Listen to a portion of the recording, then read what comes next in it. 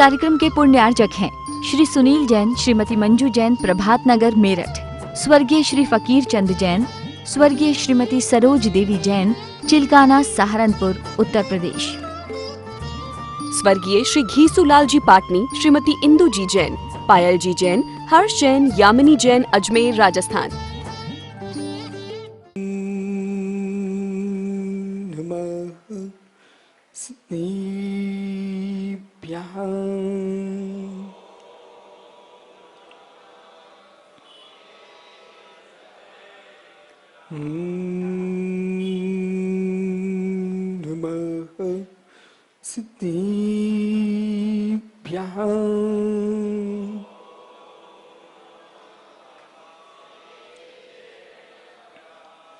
श्रीमत्पुरुंगुंभीरं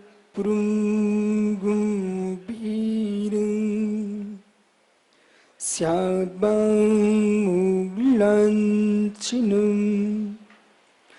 धिया त्रैलोक्यनां तस्य साश्विनं जिनसाश्विनं साश्विनं जिनसाश्विनं साश्विनं जिनसाश्विनं डमूरिं तारिं डमू सिद्धारं नमो आर्यारं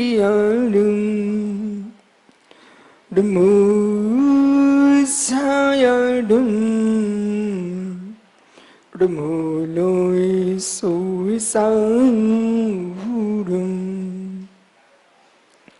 अनंतानंद पुरुम सिद्ध भवानी की, एक जड़वान शांतिराम स्वामी की, एक जड़वान महावीर स्वामी की, पुरुम पूज आचार्य भगवान कुंद कुंद स्वामी की, पुरुम पूज आचार्य गुरु विराग सागर मुनि महाराज की, अहिंसामय विश्व धर्म की।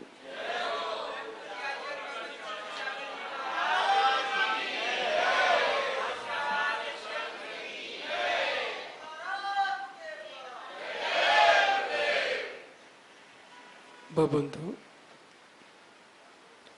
अंतिम तीर्थ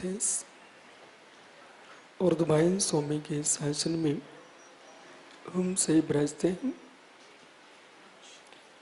तीर्थंकर जिनेन्द्र की पीयूष देशना जिनेन्द्र बाड़ी मनुष्य जगत कल्याणी ये सर्वज्ञ शासन नमोस्तु शासन जयवंतो वितराग श्रवण संस्कृति।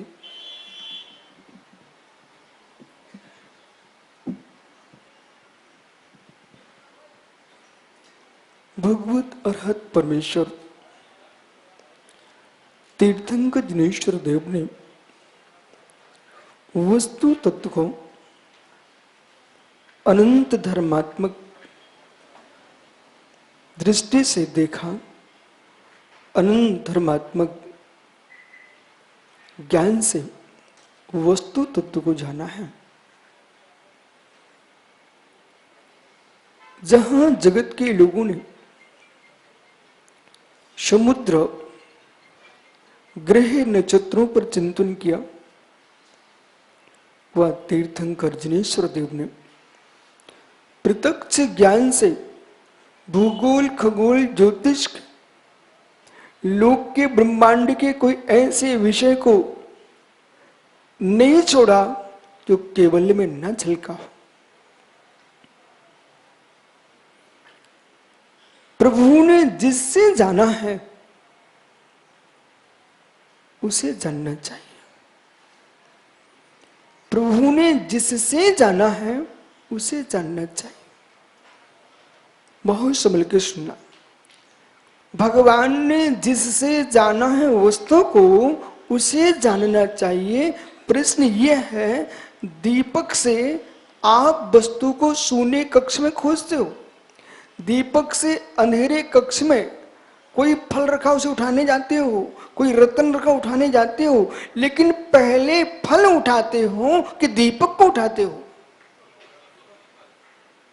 यदि दीपक ही नहीं होगा किशोर पांडे जी, तो मित्र सूने अंधकारमय कक्ष से आप वो फल को लेके कैसे आ पाएंगे? तो सबसे पहले फल देखना चाहिए, फल जानना चाहिए, दीपक को जानना चाहिए। घोर आश्चर्य है, घोर आश्चर्य है। लोग सामग्री को जान रहे हैं, जिससे सामग्री जानी जाती है उसे नहीं जान रहे। घोर आश्चर्य है। विश्व के वैज्ञानिक, विश्व के दार्शनिक यहीं पर फैले, यहीं पर अनुत्तीर्ण है। बोले किस बात पर?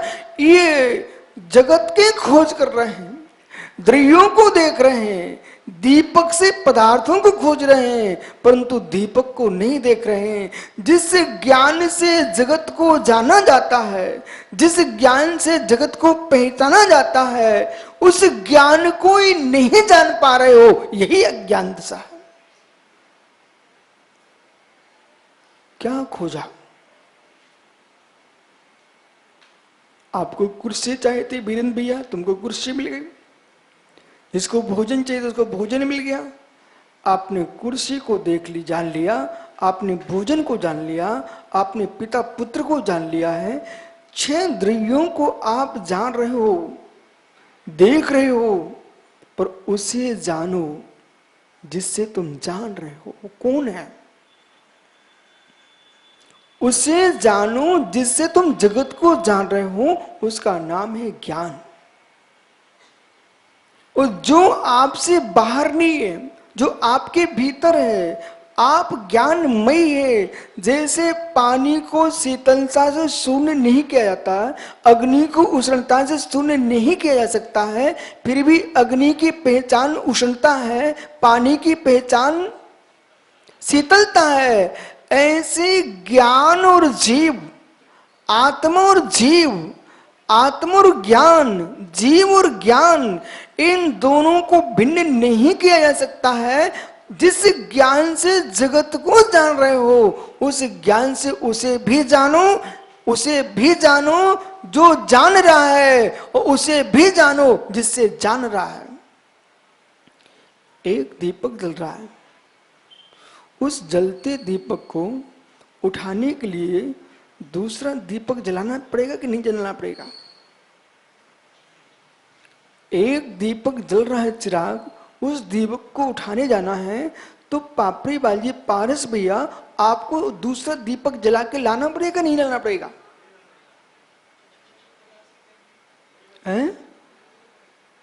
ओह धन्य ज्ञानी मुमुक्षु रायपुर, जब इतना तुम जानते हो, जलते दीपक को उठाने के लिए दूसरे दीपक की आवश्यकता नहीं पड़ती है, तो मुमुक्षु तुम स्वयं ज्योतिर्मय दीप, तुम्हारी आत्मा ज्ञानमयी है, फिर जगत को लाने की आवश्यकता क्या है? जिस दीपक माध्यम से जगत को जाना जाता है, उस दीपक के लिए दूसरा दीपक नहीं चाहिए। ऐसे निज आत्मा को भगवान बनाने के लिए दूसरी आत्मा की आवश्यकता नहीं है, फिर जगत के अन्य द्रव्यों की क्या आवश्यकता है? लेकिन ये तो पहचानना पड़ेगा दीपक है, ये तो पहचानना पड़ेगा सुधीर दीपक है। यदि दीपक है, विराजो ज्ञानी दीपक है, अब मित्र समझो, आज से अपने आप को अज्ञानी कहना समाप्त करो। देखो विषय ऐसा है, महावीर बाकलीवाल जी से पूछना आप कि जो पुरुष अपने आप को हीन दीन मानता है, ये विशेष विषय समझना, अपने आप को हीन दीन मानता है, उसकी सोच दीन दीन होती जाती है। और एक दिन ऐसा आता है, जैसा सोचते हो, जैसा विचार आता है, वैसा जीवन बनना प्रारंभ हो जाता है। किसी को पागल होना हो, किसी को पागल होना हो, तो 24 घंटे चिंतन करो, मैं अज्ञानी हूं, मैं पागल हूं, मैं पागल हूं, विश्वास मानो, तुम पागल ही हो जाओगे।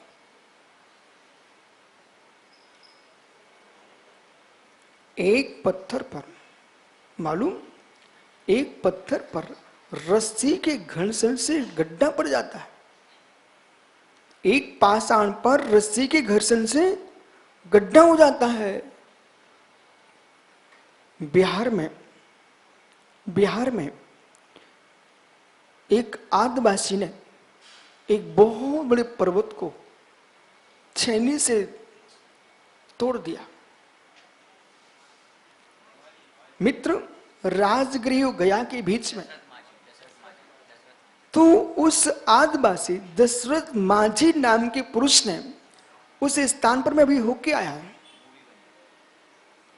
उसने क्या किया, उसकी पत्नी गर्भवती थी, उसका स्वास्थ्य बिगड़ा, लेकिन पूरा पर्वत घूम के जाना पड़ा। इतने में उसकी मृत्यु हो गई। उसके मन में भाव आया कि आज मेरी पत्नी का वियोग हुआ है, कल ऐसे पता नहीं कितनी जीवों का वियोग होगा। उसने प्रतिज्ञा कर ली, पर्वत को तोड़ने बैठ गया। लोगों ने हंसी किए, बोले ये क्या कर सकता, एक छेनी से पहाड़ तोड़ेगा। जब व्यक्ति ठान लेता है तो काम हो ही जाता है। जब व्यक्ति ठान लेता है, आपको मालूम, सम्मेशगढ़ से रायपुर तक ये संघ यहां आ गया। ठानते नहीं, मित्र तो यहां कैसे आ सकते थे? किशोर पहाड़ी कल कह रहे, बोले बहुत दूर से आप आ गए। मित्र, बहुत दूर सम्मेशगढ़ से रायपुर तो बहुत पास में है।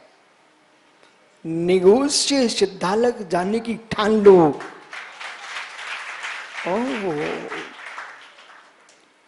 झांझरी जी, निगोष्य सिद्धालय की ठान लो। मित्र, विश्वास मानना, यदि जीव संकल्प न करे तो कभी कार्य नहीं हो सकता। हर व्यक्ति के घर में विषमताएं हैं, हर व्यक्ति के घर में वीरेंद्र भाई विषमताएं, हर व्यक्ति के घर में कोई ना कोई तनाव है, और हर व्यक्ति के मन में विषमता है। यहां तक तुम घर छोड़ के आ पाए हो, तो यदि विचार नहीं किया होता, संकल्प नहीं किया होता, तो पत्रकार जी आप यहां बैठ नहीं सकते थे। किसके घर में फुर्सत है? हर व्यक्ति घर में काम है, हर व्यक्ति के घर में काम है, हर व्यक्ति के घर में काम है, हर व्यक्ति के मन में काम है।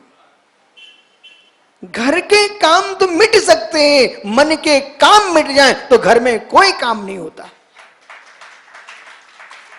मन में काम न हो, मन में काम न, विषय पकड़ी में क्या बोल रहा हूं, मन में काम न हो, मन में काम न हो, चाहे कार्यभूत हो चाहे वासनाभूत हो, मन में काम न हो तो घर बसता ही क्यों?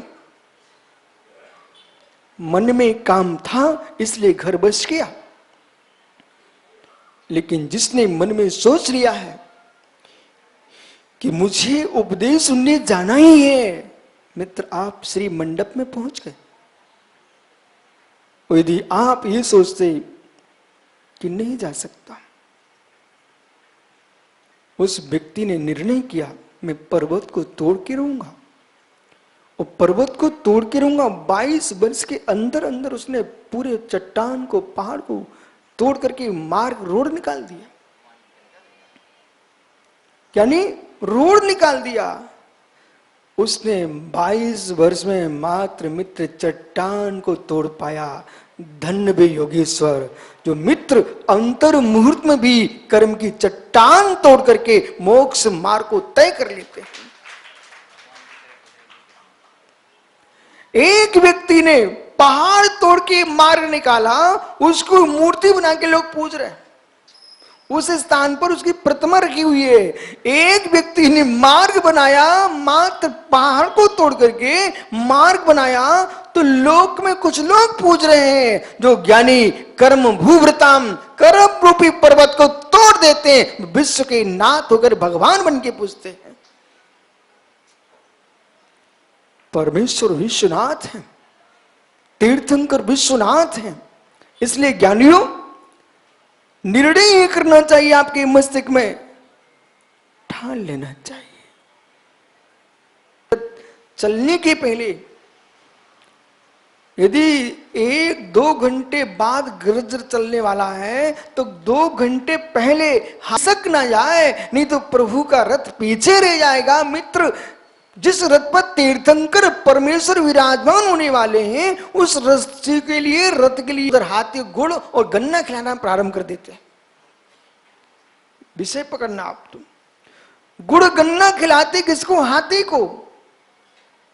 और रस्सी कसी जा रही है, रस्सी को मजबूत करो। ऐसी महात्मा आसी भाई, हाथी को खुश करो और रस्सी को मजबूत करो। जिसके मेरे मित्र वो वात्सल्य से निज आत्मा प्रसन्न है, वो वात्सल्य का गुड़ गन्ना खाएगा। और मेरे मित्र रत्नात्रय का गुड़ गन्ना खाएगा और दृढ़ता की रस्सी कसके रखेगा, वही जीव गजरत खींच पाएगा। यथार्थ है। गया जी और राजगिरी के बीच में जहां तीर्थंकर भगवान महावीर स्वामी की दिव्य देशना की रीति, वही विपुलाचल पर्वत के मध्य में एक पर्वत पड़ता है, जहां पर एक माझी के आदमी ने उसके पर्वत को तोड़ करके मार निकाल दिया हो। मित्र उसने तो एक मार्ग, संकल्प दृढ़ होना चाहिए। जिनके संकल्प ढीले हैं उनके मस्तिष्क में विकल्प आएंगे। जिनके संकल्प ढीले हैं उनके मस्तिष्क में विकल्प आते हैं, और जिनके संकल्प मजबूत हैं वे निर्विकल्प हो जाते हैं। निर्णय के अभाव में दुख होता है, विपुल निर्णय के अभाव में दुख होता है। संसार में जितने दुखिया हैं, संसार में जितनी दुखिया हैं, डॉक्टर बच्चू कुमारी सबसे ज्यादा दुखी वे लोग हैं संसार में जो निर्णय करना नहीं जानते। जिनके जीवन का निर्णय नहीं है, वे दूसरे का क्या निर्णय करेंगे। सुरेश चूड़ीवाल ज्ञानी, निर्णय विहीन घर नहीं चला पाएगा, मोक्ष मार्ग क्या चल पाएगा। जिसके जीवन में निर्णय नहीं, वो घर नहीं चला सकते, परिवार को नहीं बसा सकते। निर्णय विहीन आदमी घर नहीं चला सकता, निर्णय विहीन आदमी समाज राष्ट्र नहीं चला सकता, निर्णय विहीन आदमी मोक्ष मार्ग पर कैसे चल सकता है।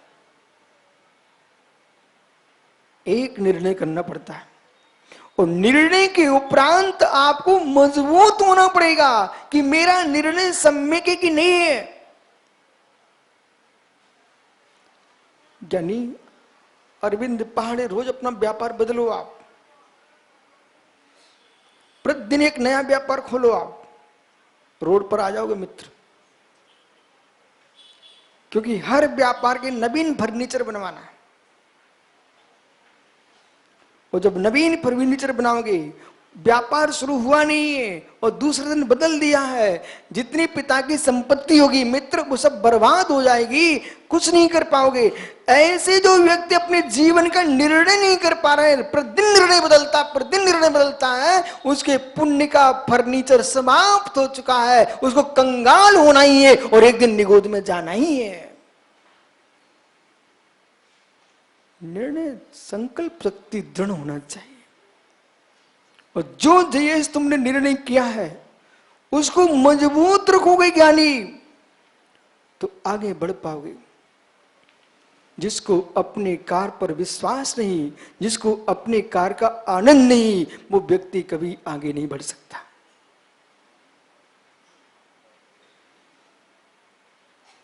जो पुरुष साधु बन गया वो ये सोचता है कि मैं सही हूं कि श्रावक सही है, मैं सही हूं कि श्रावक सही है। मित्र विश्वास रखना, वो साधु कभी भी साधना का आनंद नहीं ले पाएगा। एक निर्णय होना चाहिए, यदि आपने शादी की है, अपने संसार का सुख भोग रहे हो, निर्णय के साथ भोग रहे हो, इसलिए तुम पत्नी के साथ सुख से जी पा रहे हो, और तुम ये सोचो साधु बन जा तो अच्छा होता। अब ना तुम साधु बन पा रहे हो, ना संसार का सुख भोग पा रहे हो, तुम दुखी आदमी हो। पर एक बार गृहस्थ होकर के साधु बनने का विचार करे, वो श्रेष्ठ है। पर साधु बनने के उपरांत गृहस्थ होने का विचार करे, वो अपने आप में सबसे जघन्य पुरुष है। जघन्य पुरुष है, जघन्य पुरुष है।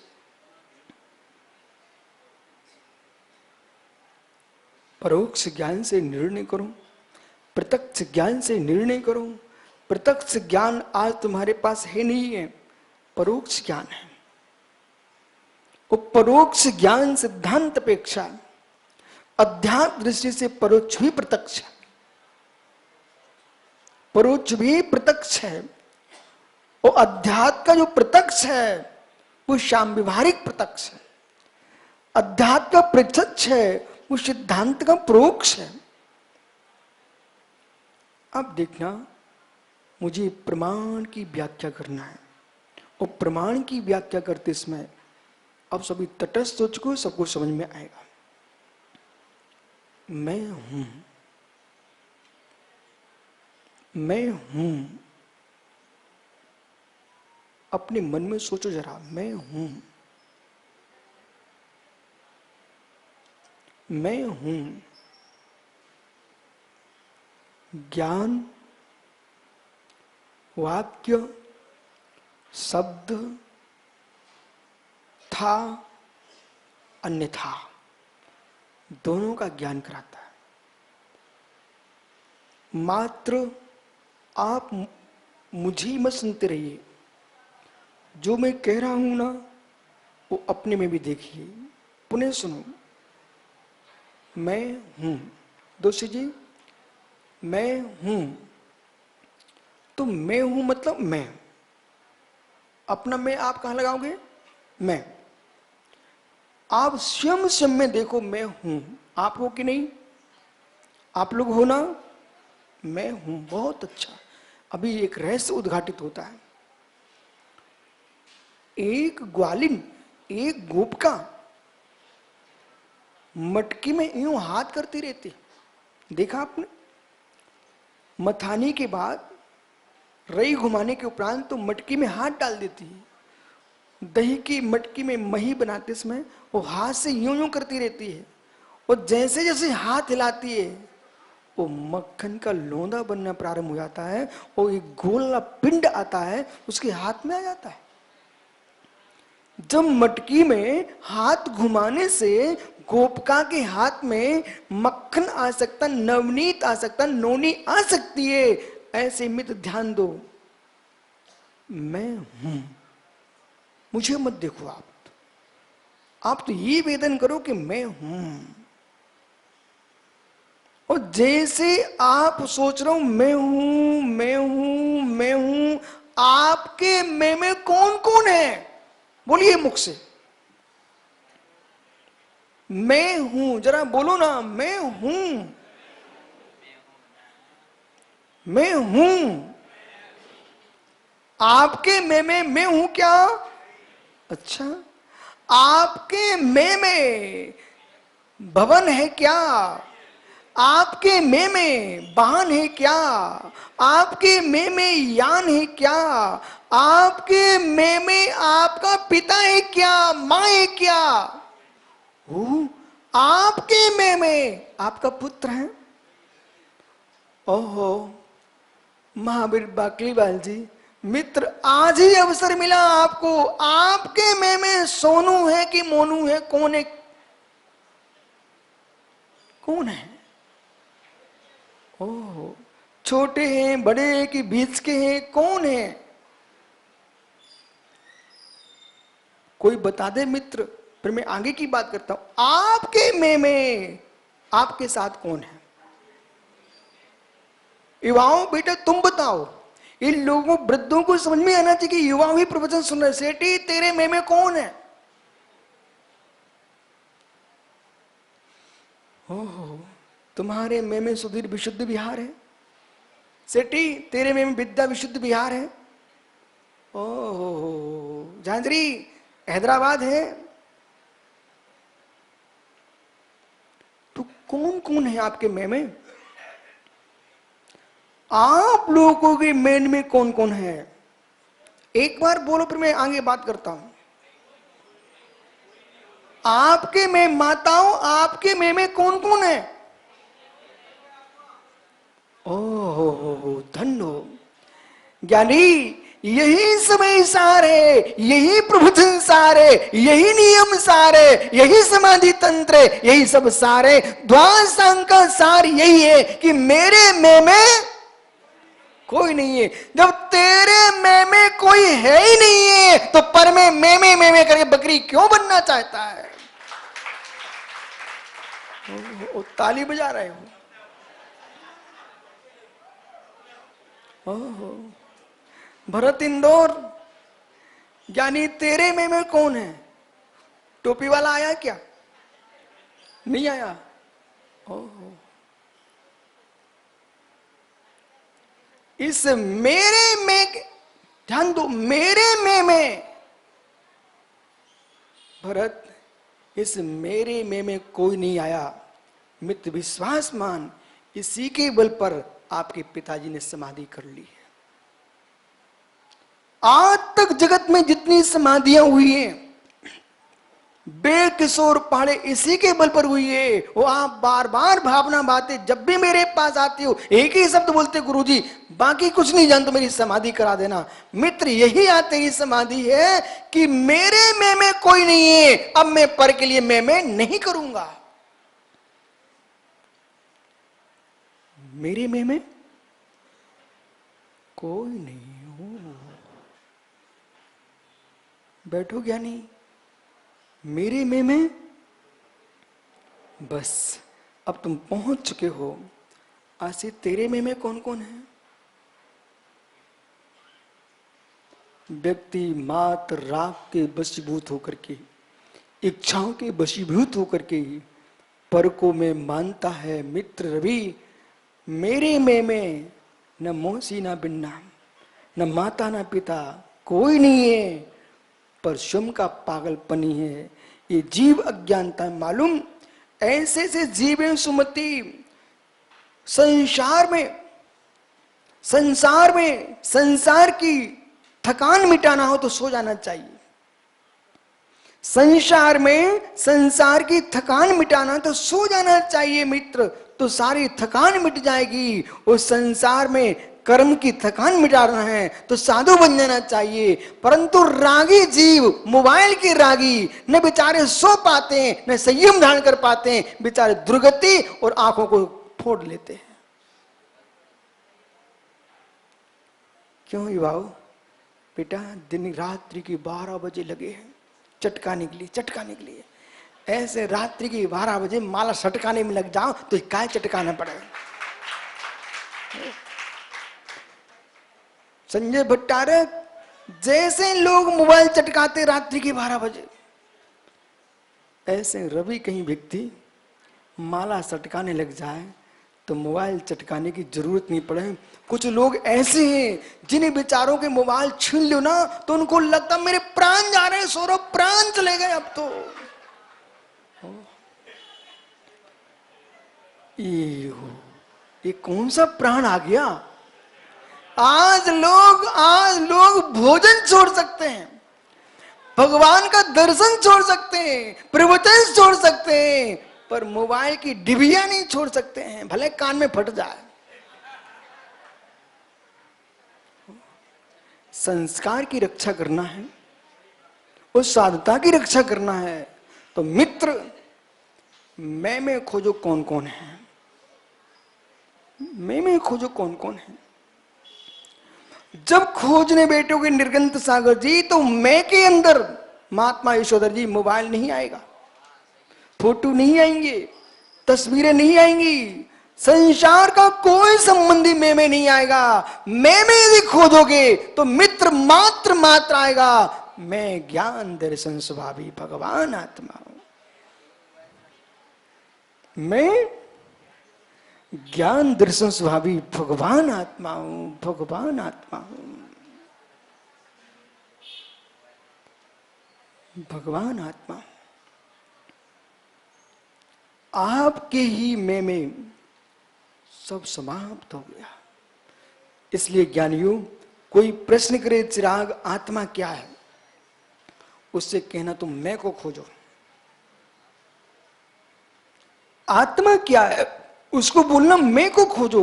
यदि आपने अपने मैं को खोज लिया, जो मैं बोलता है ना, जो मैं बोलता है ना, वही आत्मा है।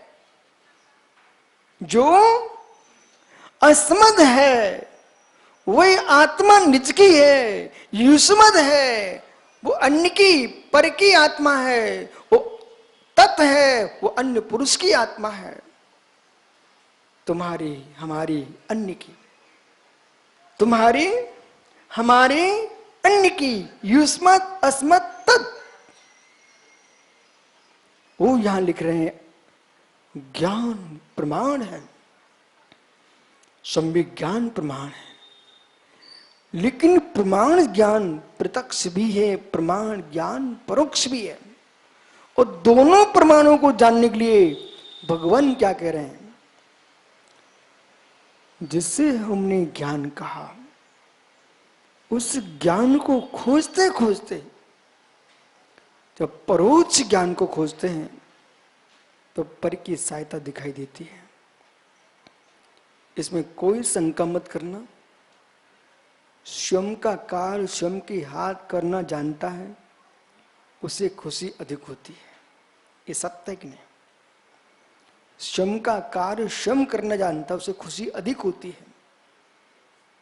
परंतु दूसरे के यहां काम कराने जाने पर, यहां तक कि कपड़े भी सिलाने जाते तो तुमको चक्कर काटना पड़ते। और एक वो भी घुमाता फिर दर्जी, बोले परसों आना, कल लाना, उसके बाद आना।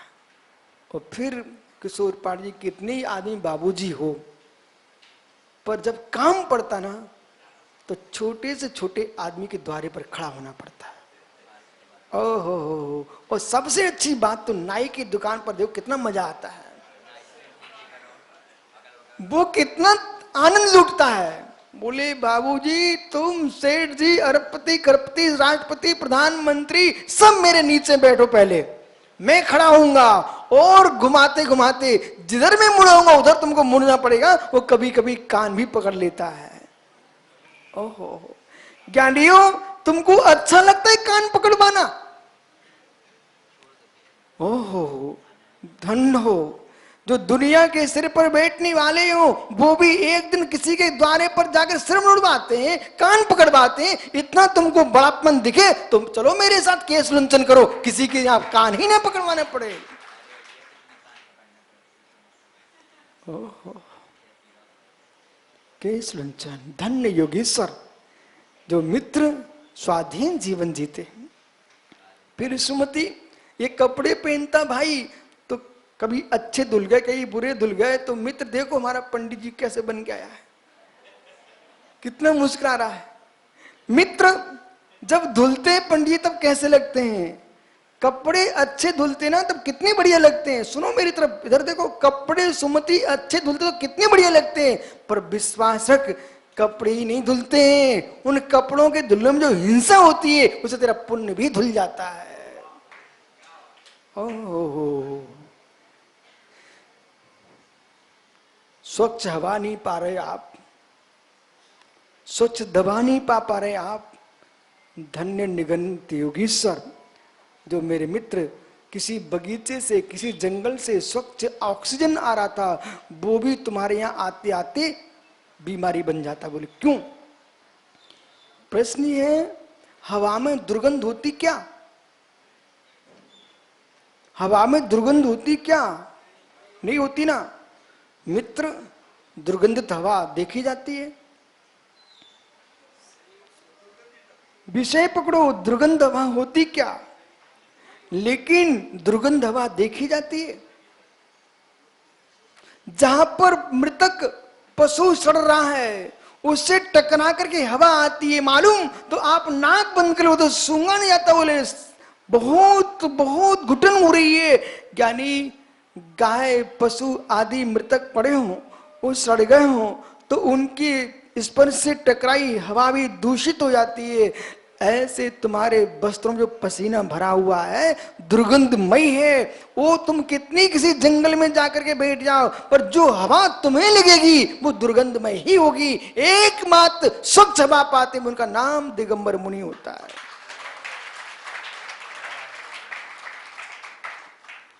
स्वच्छ हवा, स्वच्छ जीवन, स्वच्छ हवा, स्वच्छ जीवन, स्वच्छ विचार, स्वच्छ आचार जहां पर हो उसका नाम साधु पुरुष है।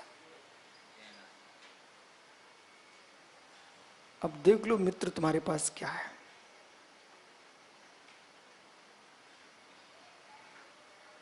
ये कौन बताएगा? ज्ञान। पर का आलम्बन लेना। मालूम आप लोगों को लगता है कि गुरुजी इतना ज्ञान तो है आपके पास, पंडित मांगलीलाल जी साहब। अब देखो विषय अब आ रहा है। ये श्रावक कह रहे हैं ज्ञान तो इतना है आपके पास। ध्यान दो, मोटे कपड़े में गर्मी लगती है आपको तो पतले पहन लेते हो, बराबर। पतले भी पहन लोगे ना तब भी मित्र आपके शरीर के अंदर जो झड़ने वाला पसीना है, सुब्रसारी युग चला है, दुनिया के तेल सुगंधित पदार्थ आप सब समझ गए क्या क्या डालते रहते हो, तब भी चाहे बर्फूं डालो तो करफूं डालो, जो भी डालना डालो, लेकिन वो सब दुर्गंधित हो जाते हैं। बराबर है कि नहीं? दुर्गंधित हो जाते हैं। हे मित्र, हे मित्र, प्रश्न ये है, एक व्यक्ति घर में चूहा सड़ गया, और चूहा सड़ गया, उसकी दुर्गंध घर में छा गई। इसी बीच में भैया दो से मेहमान आना थे। अब मेहमान आना थे तो मालूम क्या किया, अब कौन से बिल में चूहा सड़ा है वो तो अजित शास्त्री इतनी जल्दी निकाल नहीं सकते थे। ज्ञानी जीव था, उसने एक अगरबत्ती का पैकेट मंगाया और जला करके वहीं बिल में चारों ओर रख दिया। सुगंध छा गई। अब जब सुगंध छाई तो अरविंद गए वहां पर पंडित जी के यहाँ भोजन करने। बोले पंडित जी भोजन बहुत स्वादिष्ट है और गंध कितनी सुंदर आ रही है। गंध भी सुंदर आ रही है, भोजन भी सुंदर लग रहा है, लेकिन घर आकर के बीमार पड़ गया। बोले क्यों? अरे ज्ञानी, सुगंधित अगरबत्ती लगाने से आपने बंधेद को परिणाम पहुंचा। जो दुर्गंध आ रही थी उसके शक्ति अंशों को दबा तो दिया, पर समाप्त नहीं कर दिया था आपने। ज्ञानी, जो चूहे के अंदर जो कीड़े पड़ गए थे, सड़ान आ रही थी, उसे जो रोग फैल रहा था घर में, वो बराबर था। जब कोरोना किस किसने आंखों से देखा? कोई बैठा यहां पर? आंखों से तो कोरोना देखा आपने? रोग को, रोगी को देखा है, रोग को नहीं देखा।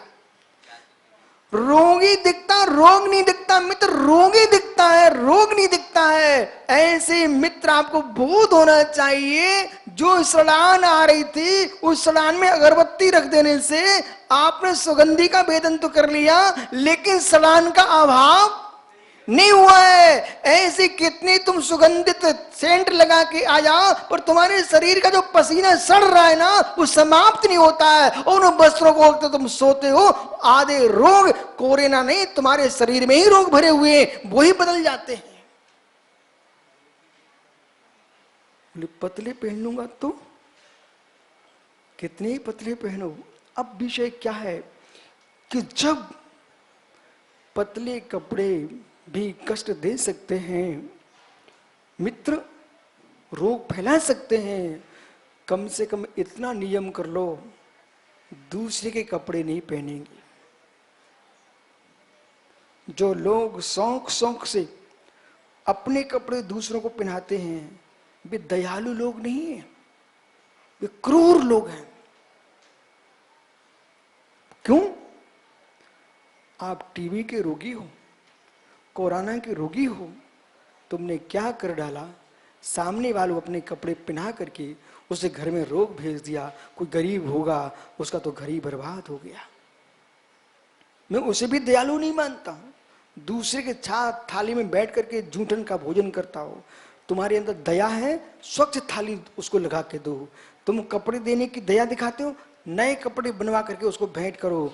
मित्र, कभी कभी किशोर पहाड़े बड़ी बड़ी सिटियों में, बड़े बड़े देशों में एक दिन पहनते, 2 दिन पहनते, उतरन देके बोले भारत भेज दो, और यहाँ के लोग शौक से पहन रहे हैं। अरे मित्र, तुम ऐसा करो, धोती दुपट्टा लगा के घूमो, लेकिन बेसूट मत पहनो जो दूसरे के उतरन की हो, जिसमें रोग भरे हो। मालूम भैया, हम लोग तो किसी के बर्तनों में खाना नहीं लेते, आहार नहीं लेते। जैन मुनि मालूम कोई बर्तनों में भोजन नहीं लेते। बोले क्यों?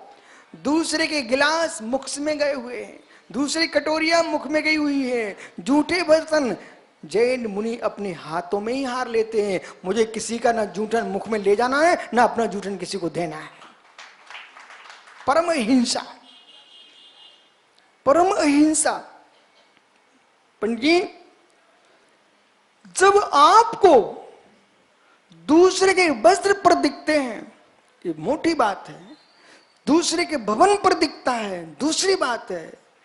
हे मित्र, जो आप स्वच्छ आंखों से देखते थे, उसमें ज्यादा आनंद था कि जब से चश्मा लग गया, आनंद बढ़ गया आपका। कोई भी चश्मा वाला बता दे मेरे लिए। सुमति भाई खड़े हो जाओ, हैदराबाद। ये चश्मा जब से लगा तब से अच्छे लगने लगे ना, बाबूजी कहलाने लगे हैं। अच्छा, ये जटाजू ढली और अच्छे बाबूजी बन गए। मित्र, ये प्रश्न है, जब चश्मा नहीं लगा था तब आपको अच्छा लगता था ज्यादा, कि चश्मा लगाने से ज्यादा अच्छा लगने लग गया? चश्मे से पढ़े लिखे बनते होते ना, तो देश में जितने अनपढ़ हैं सबको लगा दो, सब पढ़े लिखे हो जाएंगे। ऐसा इनका भ्रम है सरवार सागर का। पढ़ा लिखा बुद्धि का विषय, चश्मे का विषय नहीं है। पर सत्य है, ये आंखों पर एक वजन आ चुका है, और यदि ये हट जाए तो मालूम दिखना बंद हो जाता है, तो तुम पराधीन हो चुके हो। सत्य कि नहीं? तो जिसकी आंखें पूर्ण स्वच्छ हैं, वो बिना चश्मे के, बिना किसी उपकरण के जो देखता है, वो ज्यादा सही है कि चश्मे वाला सही है? मौन है आपका, तो जोर से बोलना ज्ञानी, क्यों टेंशन लेता है? नहीं कहेंगे पांड्या से किशोर पाड़े, कुछ नहीं कहेंगे, आप तो बोल दो।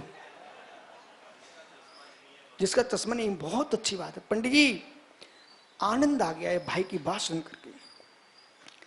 तो आप ऐसी कोशिश करो कि चश्मा उतर जाए। जिससे चश्मे लगे ना, मैं सबसे कह रहा हूं, आप ऐसी कोशिश करो चश्मा उतर जाए, वजन हट जाए। मित्र, उतार के देखना जरा, इनका चेहरा देखना, भैया गए हुए बाबूजी का।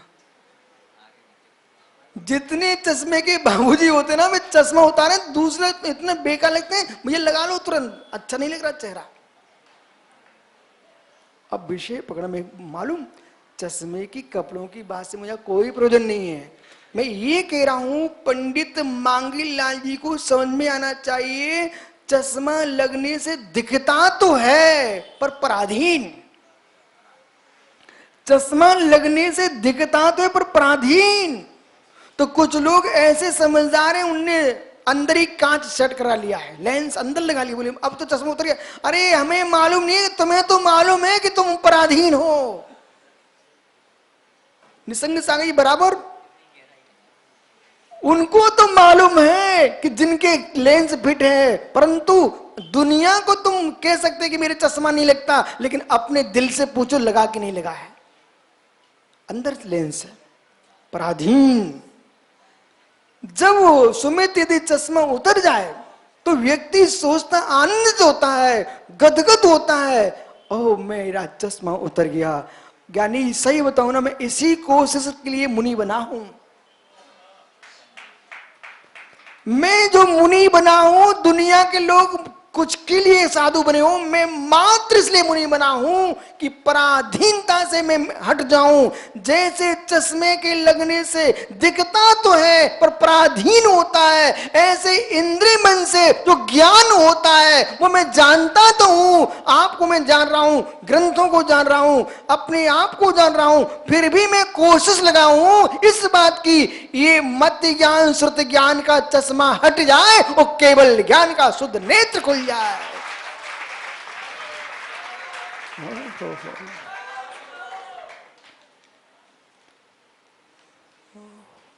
ये ज्ञान मुझे बाहर दिखता है, कौन सा? मत ज्ञान श्रुत ज्ञान पराधीन, मत ज्ञान श्रुत ज्ञान पराधीन।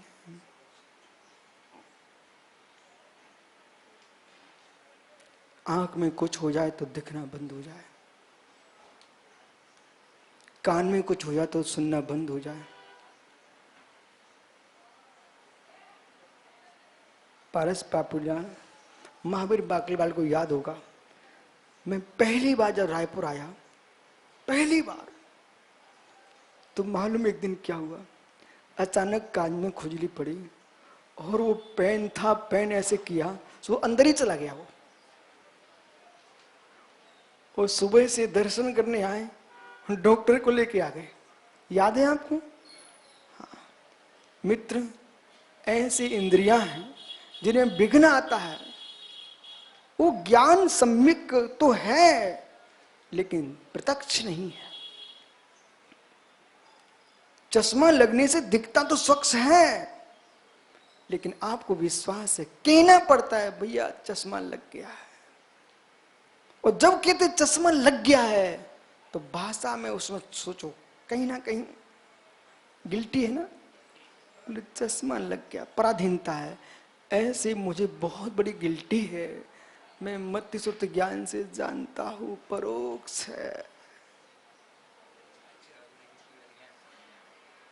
विराजो दोनों मित्र, बुरा तो नहीं लग रहा? ऐसा तो नहीं कल से प्रवचन सुनना बंद कर दे? ठीक है, बैठ जा। मत ज्ञान श्रुत ज्ञान। पंडित जी, लोग तो ये सोच रहे हैं हमें ये मिले वो मिले, मैं तो इस निर्णय पे पहुंच चुका हूं कि मत श्रुत ज्ञान का अभाव हो जाए, अवधि मना पर केवल ज्ञान प्रकट हो जाए, प्रत्यक्ष ज्ञान।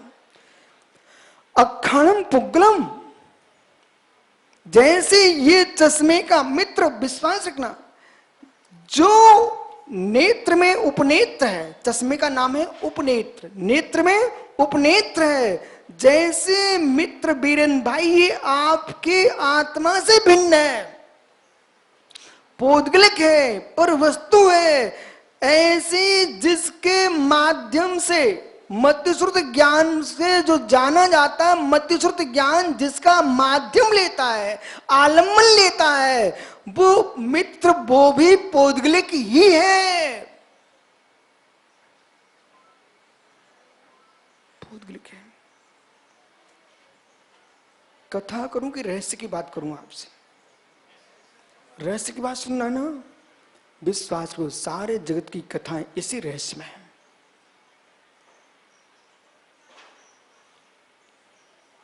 कथा तुम कहीं भी सुन सकते हो मित्र, पर रहस्य समझो कि हमने इंद्रिय और मन को कहां रख दिया।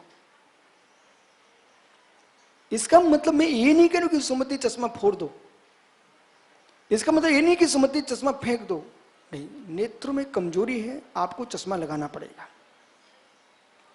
इंद्रियों में कमजोरी है, आपको प्रयोग करना पड़ेगा, लेकिन ये भी स्वीकार करना पड़ेगा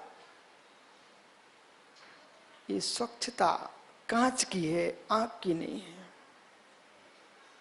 बराबर। ये स्वीकार करना पड़ेगा, वो दिन कब आ जाओ उतर जाए।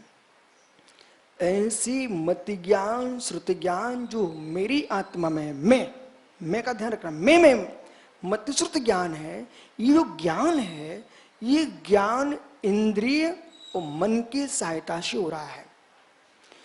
जो द्रवेंद्रिय द्रव मन है, ये दोनों ही पौद्गलिक है, रचना है, शरीर है। ये शरीर पौद्गलिक है, चैतन्य नहीं है। शरीर जीव नहीं है, शरीर में जीव है। बराबर, शरीर में जीव है। जैसे कि कितने लोग पंचकर्म में मुखौटा बना के आते हैं, कभी हाथी बन के, कोई घोड़े बन के, ऊंट शेर बन के आते हैं। आपने दीपावली दशहरा आदि में देखा कि लोग मुखौटा बांध के आते हैं, कोई व्यंतर का रूप बना के आते हैं, सेठी जी अनेक रूप बना लेते हैं। ऐसे मित्र विश्वास मान, उस मुखौटे को देख तुम हंसते हो।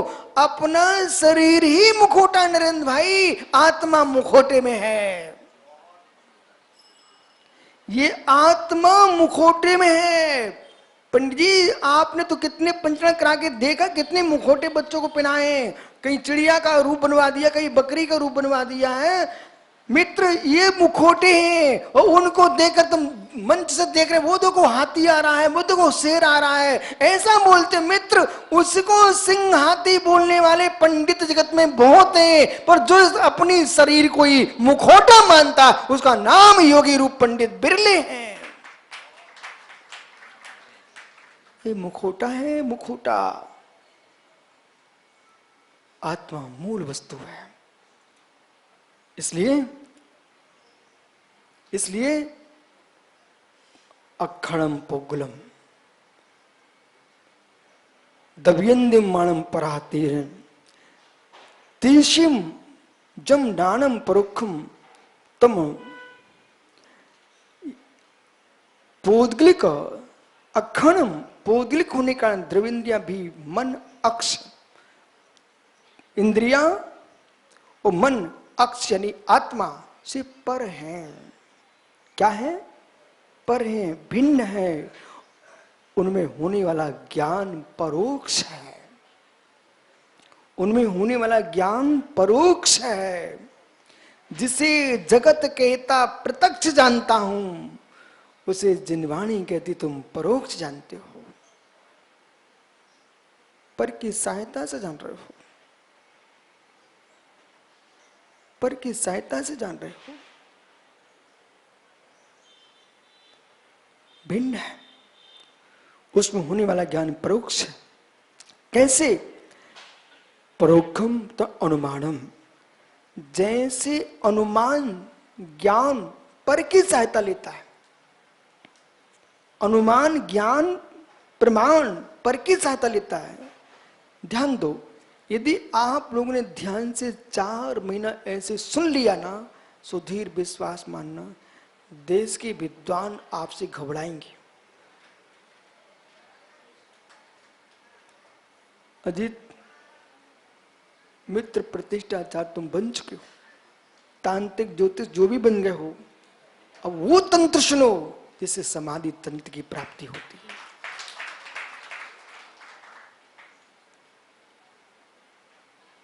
आवश्यकता नहीं है कि रायपुर वाले कहें अजीत आओ, अजीत ज्ञान का भूखा है, अपने आप दौड़ के आएगा।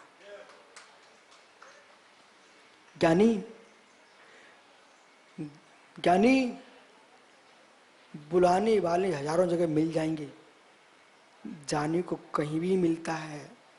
पंडित नीरज सतना तेरे रिश्तेदार थे मित्र। पंडित नीरज सतना छतरपुर, जबलपुर, सुब्रत सागर जी, जबलपुर में पंडित बोले मालूम, बज्जू कुमार भैया, नीरज सतना बोले महाराज जी अभी तक मैं जगत को सुनाने जाता था, वो लाखों लेके आता था, तब सुनाता था, लेकिन तब मैंने देखा आत्म शांति नहीं मिली। अब मैं यहां सुनाने नहीं आता हूं, मात्र सुनने आता हूं। सुनने आता हूं। अजित भूल मत कर लेना, सुबह शाम का उपदेश छोड़ मत देना, यही तुमको श्रेष्ठ वक्ता बनाएगा।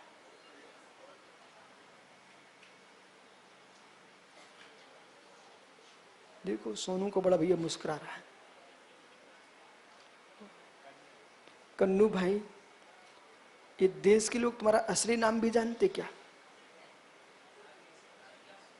असली नाम है ही नहीं है क्या? राकेश। कन्नू भाई, ठीक है आपने कह दिया मेरा असली नाम राकेश है, ये भी असली नाम नहीं है। असली नाम जो है मेरा भी नहीं है विशुद्ध सागर,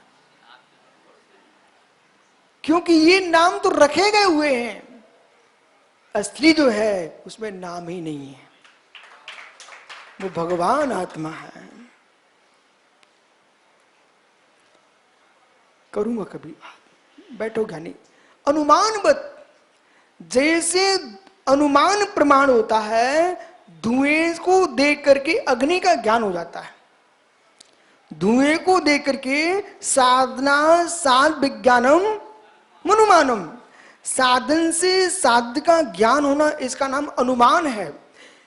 गाय के गीले खुर देख करके आपने जान लिया कि यहां कहीं पर सरोवर होना चाहिए, पानी होना चाहिए। मित्र, किसी के मुख से दुर्गंध आ रही थी, आप समझ गए हो कि ठेके से आया है। और मित्र, किसी के हाथों में चंदन की खुशबू आ रही थी, मतलब ये मंदिर में दर्शन करके आया है। ओहो मित्र, आपके मुख में ठेके की दुर्गंध ना निकले, आपके हाथों में मंदिर की धूप की सुगंध आए, तो मेरे मित्र तुम पुण्यात्मा जीव हो। ऐसे ही जैसे धुएं से अग्नि का बोध होता है, ऐसे रितेश भाई वचनों के माध्यम से, व्यक्ति की भाषा के माध्यम से व्यक्ति के भावों का बोध होता है।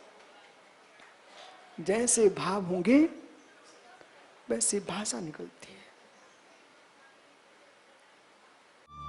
इस कार्यक्रम के पुण्यार्चक हैं श्री सुनील जैन, श्रीमती मंजू जैन, प्रभात नगर मेरठ। स्वर्गीय श्री फकीर चंद जैन, स्वर्गीय श्रीमती सरोज देवी जैन, चिलकाना सहारनपुर, उत्तर प्रदेश। स्वर्गीय श्री घीसूलाल जी पाटनी, श्रीमती इंदू जी जैन, पायल जी जैन, हर्ष जैन, यामिनी जैन, अजमेर, राजस्थान।